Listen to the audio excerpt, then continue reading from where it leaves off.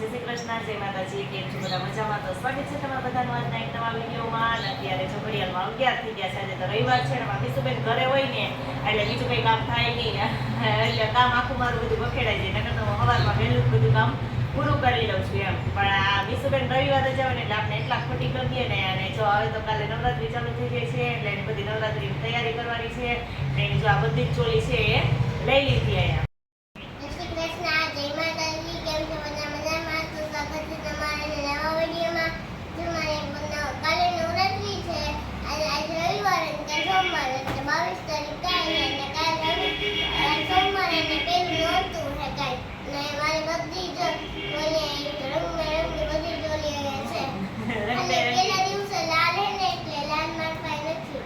હા, એને રંગબેરંગી બધી ચોલી જો અહીંયા આવી ગઈ છે.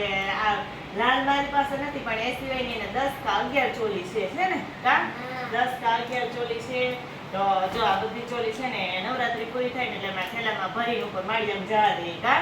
પણ હવે જો નવરાત્રી કાલે જ છે એટલે આજ તડકો નીકળ્યો છે. આજ તો સરસ થાય. બપોર પછી તો હા વરસાદ થોડીક વાર આવ્યો હતો અને બપોર પછી તો હાવ વાતાવરણ થઈ ગયું. અત્યારમાં જે તડકો છે ને તો હું કોઈ ને ફળિયામાં કંઈક કપડું પાથરીને માથે બધી ચોલી છે ને મીસુબેનની આપણે સૂકવી દઈએ. કારણ માથી તો મીસુબેનને ટૂંકી થવા માંડી છે, કેમ કે મીસુબેનની લંબાઈ વધી ગઈ ને હવે કા. તને તો નાની જ લાગે ને એટલે જો એ મીસુબેનની બધી ચોલી છે ને આપણે સૂકવી દઈએ તડકે. કેટલી બધી જો આખો થેલો ભર્યો ને એટલી ચોલી છે. પણ મીસુએ કીધું એમ કે મારી પાસે કે રેડ કલરની એક ચોલી નથી લાલ કા, તો લાલ જો આ કુર્તી છે ને તેમાંથી મારે બનાવી છે ચોલી. જો અનારકલી કુર્તી છે તો એને કટિંગ કરીને આપણે રેડ કલરની ચોલી મીસુબેનને બનાવી દઈશું કા. હા, જ્યાં એક બ્લેક કલરની છે ને નીચે એ મેં કુર્તીમાંથી જ બનાવી હતી. જ્યાં બ્લેક કલરની છે ને એ કુર્તી હતી આવી રીતે. તો એને ઉપરથી કટ કરી અને પછી એનો ચણિયો બનાવી નાખ્યું. બ્લાઉઝ તો બીજું કાપડ લઈને બનાવ્યું હતું. એટલે હવે છે ને રેડ નથી નાખ્યો. તો આ ગયા વર્ષની બની છે, પણ ગયા વર્ષે હું કંઈ ફ્રી ન થાય ને એટલે બનાવવાનો વારો ન આવ્યો. તો આજે જો હવે મીસુબેનને બનાવી દઈએ કા રેડ કલરની ચોલી. પહેલા દિવસે રેડ કલરની છે ને તો આપણે આની બનાવી દઈએ એટલે મીસુબેનને છે ને આ રેડ કલરની હાલશે કા. બાકી તો બધે કલર છે અહીંયા અમારા ગામડામાં તો એવું જ હોય કે પહેલાની પરંપરા પ્રમાણે જ. પહેલા તો છે ને જ્યારે અમે ગરબીમાં રહેતા ને તો ફરજિયાત સાડી જ પહેરવાની હોય. એટલે પહેલે દિવસે લાલ, પછી બીજા દિવસે લીલી, પછી ગુલાબી, પીળી, એવી રીતે બધા જેવા કલરની કે બધા એક સરખા કલરની પહેરી આવવાની હોય એમ સાડી. પણ અહીંયા મીસુબેનની ગરબી એવું જ છે સાડી પહેરવાનું. પણ મીસુબેન તો કઈ એવડે સાડી ઉપાડી ન શકે કા. હા, રેવા દે. સાડી ક્યાં જાય એને એક દિવસ તો સાડી પહેરી જ છે એમ. એટલે બધા કલરની છે ને મેચિંગ થઈને એવી ચોલી બધી અમે કરી લીધી છે. એટલે રોજ છે ને એને રોજે રોજ એક ચોલી પહેરી દેવાની. તો મારી સાડી પહેરી જ લે, સાડી જાય ક્યાં. ચાલો ફટાફટ આપણે તડકે તપી દઈએ અને પછી આમાંથી આપણે ચોલી બનાવવાનું કામ ચાલુ કરી દઈએ. કીધું તો એમ કે કુર્તીમાંથી આપણે ચોલી મીસુબેન માટે ચોલી બનાવી છે. તો ચાલ કુર્તી છે ને એ અહીંયા આપણે રાખી દીધી છે અને અહીંથી એટલે કટિંગ કરી નાખીએ એટલે નીચેનો જો એટલો ચણિયો મીસુના માપનો બની જાય. અને આ ઉપરથી છે ને આપણે બ્લાઉઝ બનાવી નાખશું. તો અહીંથી જો આપણે કટિંગ કરી નાખીએ અને ઉપર પછી નેફો બનાવી નાખશું એમ. તો હાલો આને આપણે એક હરખી કરી અને પછી કટિંગ કરી નાખીએ. તો જો આપણે કટ કરી નાખ્યું છે અને સરસ મજાનો જો આપણો ચણિયો છે તૈયાર થઈ ગયો છે. તૈયાર એટલે ક્યાં છે તને જાય આપણે ઉપરથી નેફો લગાવવાનું તો બાકી છે. તો એના માટે જો મેં કાપડ લીધું હતું રેડ કલરનું, તો એનો આપણે નેફો બનાવી નાખીને જો ઉપરનું આપણે કટ કર્યું છે ને તો આમાંથી તો મીસુબેનનું બ્લાઉઝ બનાવી નાખશું. કેમ કે આ તો પોળી સાઈઝ છે, મોટા વ્યક્તિ હોય એમ.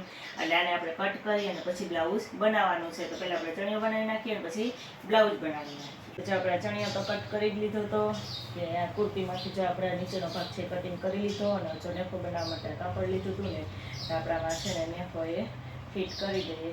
એવી રીતે ફોલ્ડ કરી અને પછી આપણે અહીંથી ચાલુ કરવાનો છે અને અહીં આવી રીતે લગાવતું જવાનું અને આમ સિલાઈ લગાવતા જઈએ અને પછી પાછું આમ પલટાવીને પાછળના ભાગમાં સિલાઈ કરવાની. એટલે નેફો છે આપણે સરસ મજાનો ફિટ થઈ જાય. તો ચાલો આપણે નેફો ફિટ કરી લઈએ પછી તમને બતાવું કે ચણિયો કેવો બન્યો છે એમ.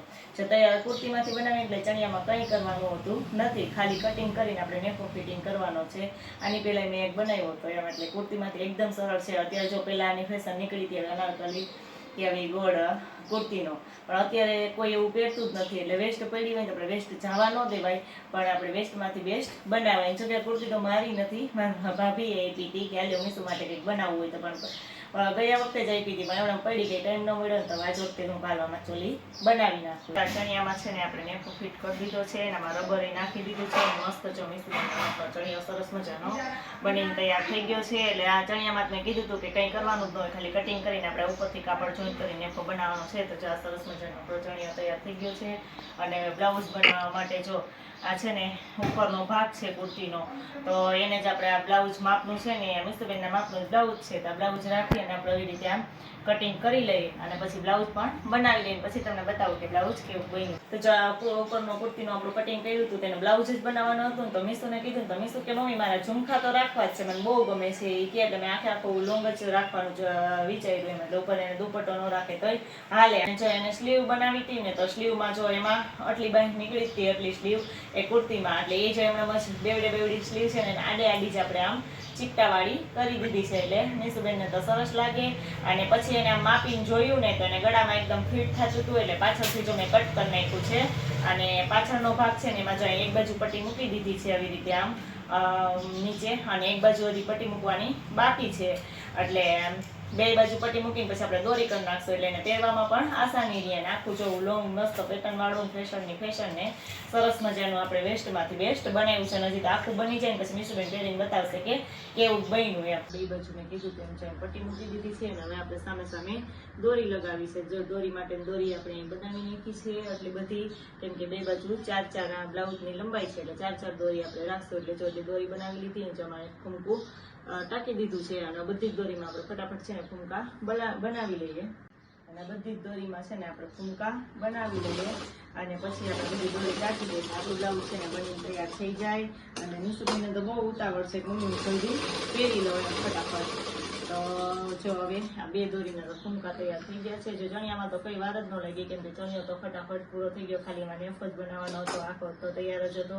પણ બ્લાઉઝમાં થોડીક વાર લાગી ને, એમાં આગળ વર્ક ને એવું હતું ને, એટલે બહુ ઘડીકમાં મશીન હાલે નહીં, એટલે બહુ વાર લાગી. પણ તો એમ કે અડધી કલાકમાં ચણિયો તો જો 20 મિનિટ 15 કે 20 મિનિટમાં બની ગયો હતો, પણ આ બ્લાઉઝમાં તો અડધી કલાક જેટલો સમય લાગ્યો, અડધી કલાક ઉપર થોડોક લાગ્યો. તો જો આપણું સરસ મજાનો એક દોરી બનીને તૈયાર થઈ ગઈ છે. જો કે બે તૈયાર થઈ ગઈ છે ને, ફટાફટ બધી તૈયાર કરી લઈને પછી આપણે ટાંકી દઈએ. પછી આખું બ્લાઉઝ થઈ જાય ને તમને બતાવું કે બ્લાઉઝ કેવું બન્યું છે. તો મસ્ત જો આપણે દોરી બધામાં ટાંકી દીધી છે, એટલે મીસુબેનને પહેરવામાં આસાની રહે. મેં કીધું એમ કે પહેલાં તો મેં ટ્રાય કરીને જોઈને ત્યાંથી બહુ ફિટ થતું હતું, એટલે કાઢવામાં દેવામાં આમ ટાઈટવાળું હતું, એટલે ત્યાં એકવાર દોરી રાખી દીધી, એટલે કંઈ ઉપાડી જ નહીં ને આગળથી તો મસ્ત છે. આખી ચોલી છે ને મીસુબેન પહેરી લે અને પછી બતાવે કે કેવી બની છે. તો જો અમારી મીસુબેનની ચોલી છે ને બનીને બહુ મસ્ત રેડી થઈ ગઈ છે. અને કેવી બની તમે કોમેન્ટમાં કહેજો કે અમે કુર્તીમાંથી જ બનાવી. કુર્તી આખી હતી ત્યારે તમને બતાવી હતી કે જો કુર્તી છે એમાંથી કટિંગ કરીને પણ છે ને બ્લાઉઝ એટલું ટૂંકું બનાવવું હતું. મીસુબેનને આ લેફા રાખવા હતા, એટલે પછી મેં જ વિચાર્યું કે આવી રીતે કરું ને આને પણ દુપટ્ટો ન હોય ને તો ચાલે, કારણ કે નવડીને કે દુપટ્ટાની જરૂર નથી હોય, બેનને શોખ તો બહુ કા દુપટ્ટાનો, પણ તોય જો બહુ મસ્ત બની ગઈ છે. નાખી એમ પાછળ ફરી બતાવી દઈએ અને પાછળ જો બહુ મસ્ત બની ગઈ છે કે આખી એવી રીતે આપણે દોરીવાળી જ કરીને, એટલે એને પહેરવામાં કંઈ ઝંઝટ નહીં એમ. અને બહુ મસ્ત જો આખી ચોલી બની ગઈ છે. કાલે જ મીસુબેનને પહેલે દિવસે રેડ સાડી પહેરવાની છે એટલે પહેરી દેશે, અને બહુ મસ્ત જો એને એવું પહેરીને તો બહુ મજા આવે. હા, તો મીસુબેનને જો સરસ મજાની ચોલી અમારી બનીને તૈયાર થઈ ગઈ છે અને પહેરી દીધી છે.